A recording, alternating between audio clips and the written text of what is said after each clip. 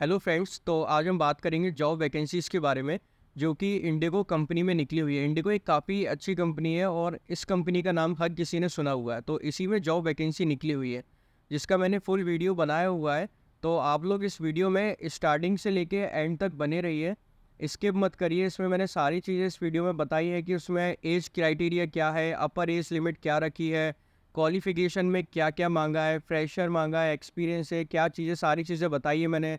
Roles and responsibility आपकी क्या रहेंगी, किस लोकेशन पे ये जॉब निकली है, तो सारी चीज़ें मैंने इस वीडियो में बताई हुई है। तो इस वीडियो को स्टार्टिंग से लेके एंड तक देखिए। जो लोग इस चैनल पे नए हैं वो कृपया लाइक और सब्सक्राइब कर दीजिए। आगे भी मैं आपके लिए इसी से रिलेटेड जॉब वैकेंसी लेके आता रहूँगा। तो अब हम चलते हैं इनकी वेबसाइट पे, एक बार चेक करते हैं। हेलो फ्रेंड्स, तो अब हम आ गए इनकी वेबसाइट पे। तो आप वेबसाइट पे जाके देख सकते हैं कि ये ऑन साइट वैकेंसी है, इंडिगो कंपनी में निकली हुई है। तो अपन नीचे आके यहाँ पे इनका एक बार जॉब डिस्क्रिप्शन देख लेते हैं कि जॉब डिस्क्रिप्शन में क्या लिखा हुआ है। Indigo is looking for eligible candidate for the profile of cabin crew in our in flight service department.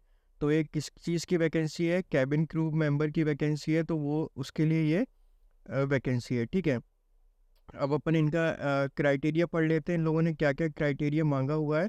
तो पहला क्राइटेरिया इनका ये है कि ये इंडियन फीमेल के लिए है जिनके पास इंडियन पासपोर्ट होना चाहिए और 18 टू 27 ईयर ऑफ एज। मतलब जो फीमेल, ये सिर्फ फीमेल के लिए है, मेल के लिए नहीं है। तो इसमें मेल अप्लाई ना करें, सिर्फ फीमेल ही अप्लाई करें। फीमेल के पास इंडियन पासपोर्ट होना चाहिए और 18 से 27 साल की उम्र होनी चाहिए। तो वो लोग अप्लाई कर सकते हैं ये जॉब के लिए। सेकंड क्वालिफिकेशन इनने क्या मांगी है कि आप 12th पास आउट होने चाहिए फ्रॉम रिकॉग्नाइज्ड बोर्ड और यूनिवर्सिटी से। तो जो लोग 12th पास आउट हैं फीमेल, उनके लिए ये काफ़ी अच्छी अपॉर्चुनिटी है। तो आप लोग इसमें अप्लाई कर सकते हो। कम्युनिकेशन में इन लोगों ने मांगा है हिंदी और इंग्लिश दोनों लैंग्वेज आपको आनी चाहिए अच्छी तरीके से। हाइट इन लोगों ने मांगी है मिनिमम 155 होनी चाहिए, वेट अकॉर्डिंग टू बीएमआई। तो आप गूगल कर सकते हो, ये आपको गूगल पे दिख जाएगा बीएमआई के अकॉर्डिंग। और अपीयरेंस में क्या बोला इनने? Positive body language, well groom, no tattoo should be visible while in uniform. जब यूनिफॉर्म में आप होगे तो आपका टैटू नहीं दिखाई देना चाहिए, अगर आपके पास टैटू होगा तो। अब अपन पढ़ लेते हैं रिक्वायरमेंट्स में इन लोगों ने क्या क्या चीज़ें मांगी है। On the assessment day the candidate must come well prepared with complete knowledge of criteria, cabin crew profile and the company. जब कैंडिडेट जब आएंगे तो कैंडिडेट मतलब वेल प्रिपेयर्ड होने चाहिए, उनको अच्छी खासी नॉलेज होनी चाहिए क्राइटेरिया के बारे में कि क्राइटेरिया में क्या क्या लिखा हुआ है, क्या क्या मांगा है। और कैबिन क्रू प्रोफाइल क्या होती है तो वो गूगल करके आप देख लेना, आपको समझ में आ जाएगा। और कंपनी के बारे में ये तीन चीज़ें आपको पता होनी चाहिए जब आप वहाँ पे जाओगे इंटरव्यू देने के लिए। ठीक है, दूसरी चीज़ पढ़ लेते हैं।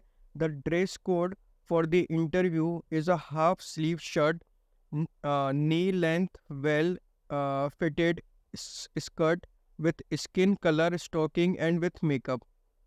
तो ये पढ़ लेना आप लोग अपने हिसाब से। ये चीज़ें ये इन लोगों ने ड्रेस कोड मांगा हुआ है। However, candidate can take adequate precautions against any adverse weather condition। तो ये अपने हिसाब से आप देख लेना, कोई वो नहीं है।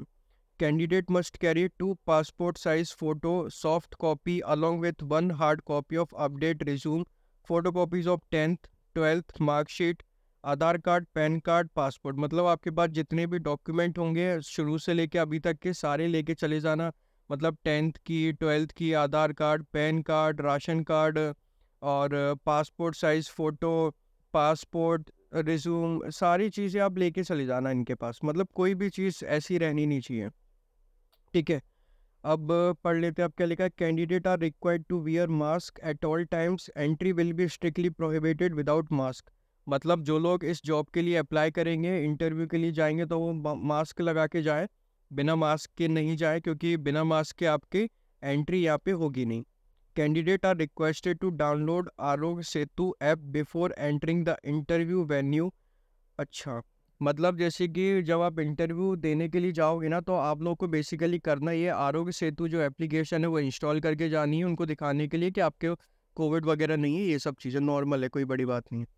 अब अपन रिस्पॉन्सिबिलिटी पढ़ लेते हैं कि आपको क्या क्या रिस्पॉन्सिबिलिटी निभानी पड़ेंगी वहाँ पे जॉब में। ठीक है, पहली रिस्पॉन्सिबिलिटी है ensure to comply with all DGCA regulation and keep all the required licenses up to date.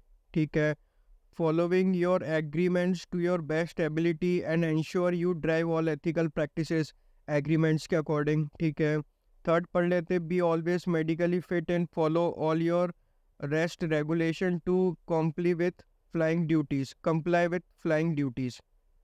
Medically fit होनी चाहिए, रूल्स एंड रेगुलेशन आपकी ड्यूटीज़ के साथ वो होनी चाहिए.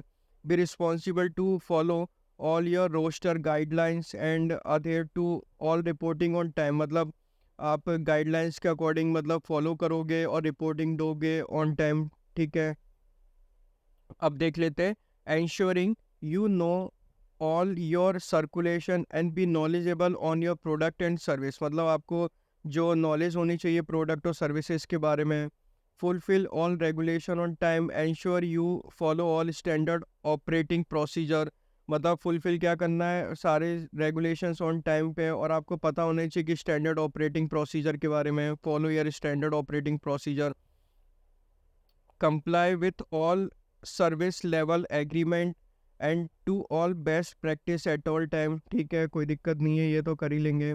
Attending every flight briefing on time and be able to share all the knowledge updates. मतलब जब आप अटेंड करोगे तो आपको ब्रीफिंग वगैरह टाइम पे करनी पड़ेगी, नॉलेज वगैरह अपडेट्स उनको बताना पड़ेगा. कैबिन क्रू मेंबर की जॉब है ना, इसलिए. Reporting to flight on time, preparing the flight for take off by ensuring the aircraft is clean and fresh, ensuring your catering is correct, complete all your safety checks. ठीक है, ये भी कोई बड़ी बात नहीं है, कैबिन क्रू की है. मतलब रिपोर्टिंग टू फ्लाइट, मतलब फ्लाइट ऑन टाइम रिपोर्टिंग देनी है. प्रिपेयर द फ्लाइट, जब टेक ऑफ के लिए जाएगी तो जैसे कि aircraft is clean and fresh होना चाहिए, ये सारी चीज़ें.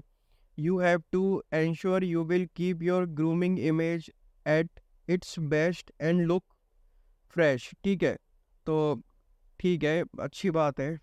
Always connect with your customers with exemplary customer service standard and offer to always help and show that you care for them by being friendly.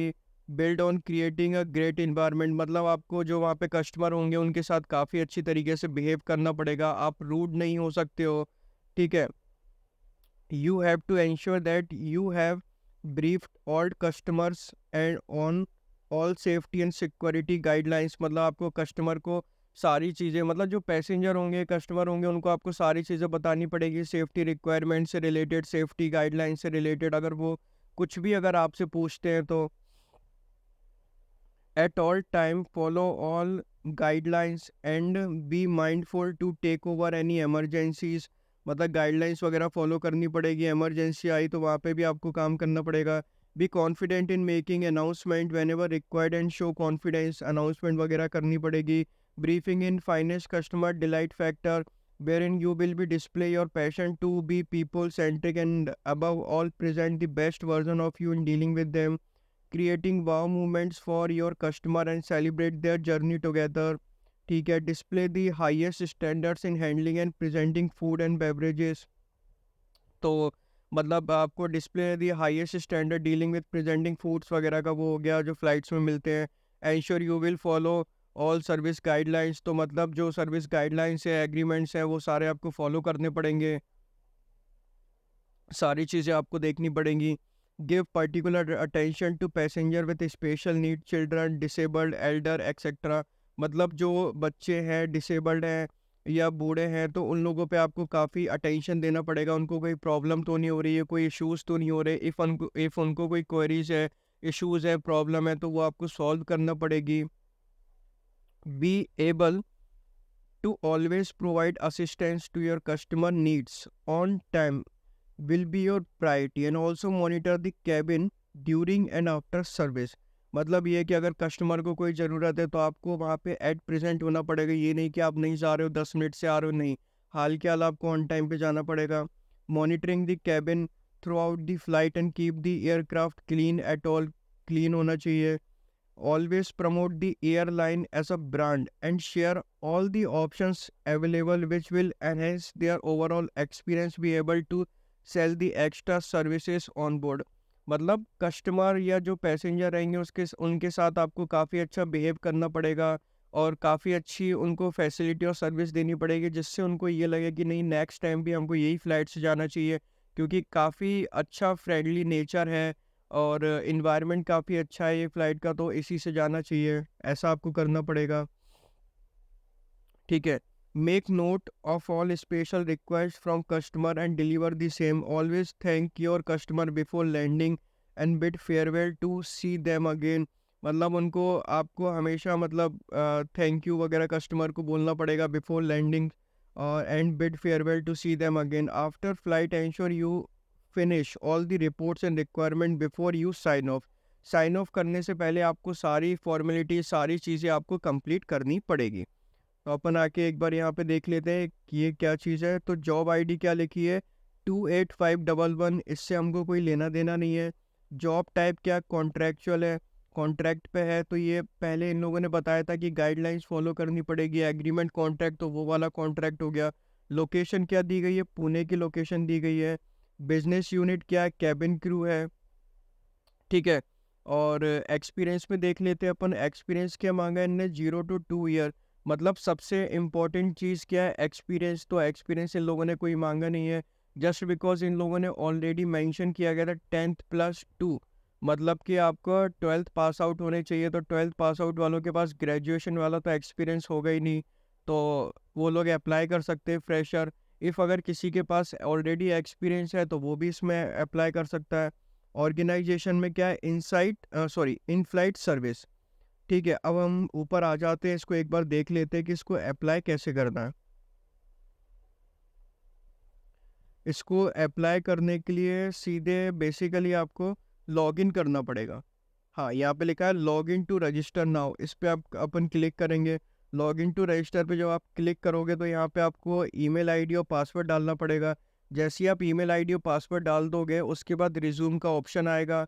तो आप अपना रिज्यूम अपलोड कर देना और फिर उसके बाद ये एप्लीकेशन उनके पास पहुँच जाएगी। फिर अगर आप उनके क्राइटेरिया में फ़िट हो रहे होगे या फुलफ़िल हो रहे होगे तो आपको इंटरव्यू के लिए बुलाया जाएगा।